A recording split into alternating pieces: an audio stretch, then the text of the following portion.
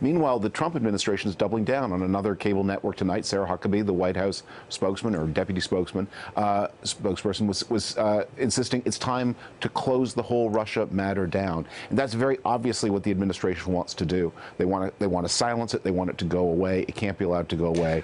This is, it is really worth remembering that in Watergate, as bad as the offenses that Richard Nixon committed, that they were not out of line with what presidents had been doing since Franklin Delano Roosevelt's time. Richard Nixon was not the first president to eavesdrop on his political opponents. Other presidents had done that before.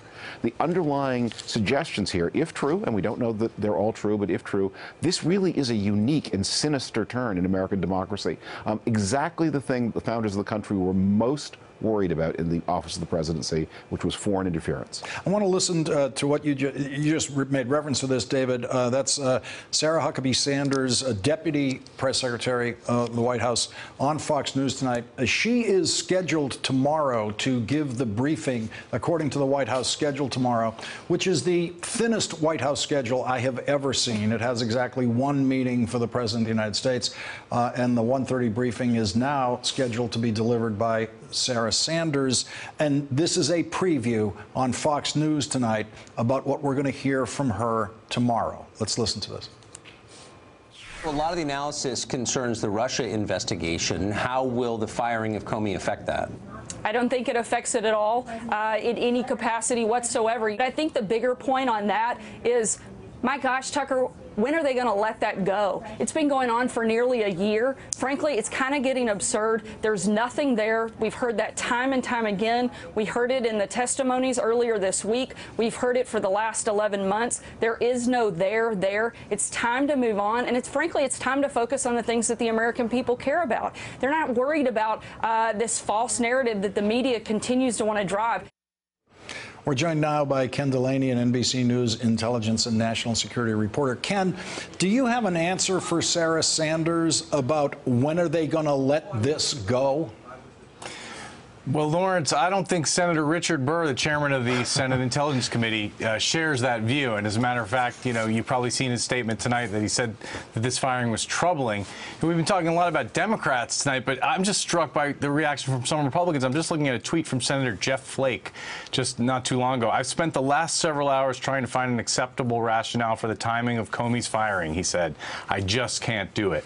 So, to the extent that Democrats maintain a united front demanding a special prosecutor, and they pick off a handful of Republicans. I had a Democratic Senate aide tell me tonight that they may just refuse to vote to confirm the next FBI director until a special prosecutor is appointed. That could be a leverage point that they use.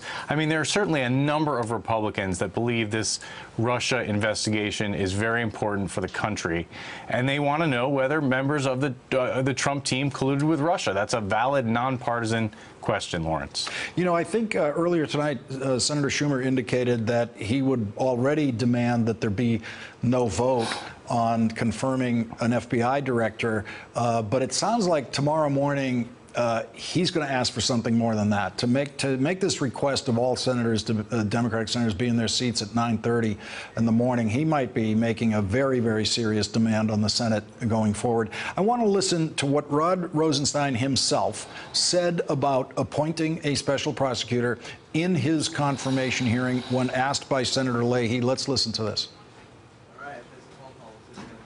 I guess we don't have it. They told me we have it. We don't have it. Well, I'm going to tell you what he said. He said, I'm willing to appoint a special counsel. Never mind. I'm going to read it. I'm willing to appoint a special counsel, Senator, whenever I determine that it's appropriate based upon the policies and procedures of the Justice Department. And, Ari, the policies and procedures are that it's all up to him. It's certainly all up to him.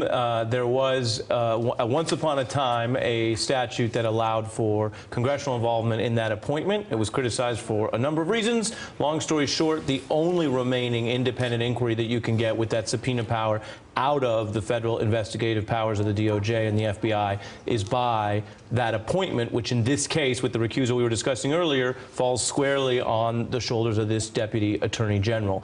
I will say this.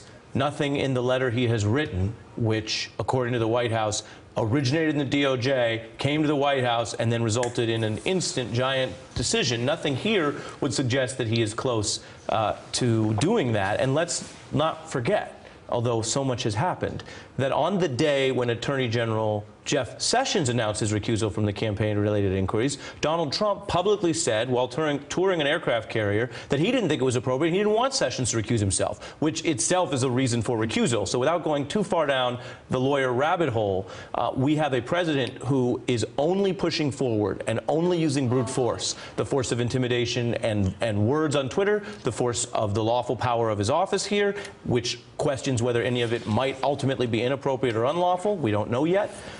But that is the message being sent loud and clear across the federal government. So if you're hoping that Rod Rosenstein is going to suddenly make a conversion, it would have to be in countervailing force to how much pressure he's getting from this president. Yeah, there's nothing in what he wrote today that indicated he's leaning that way. Hey there, I'm Chris Hayes from MSNBC. Thanks for watching MSNBC on YouTube. If you want to keep up to date with the videos we're putting out, you can click subscribe just below me or click over on this list to see lots of other great videos.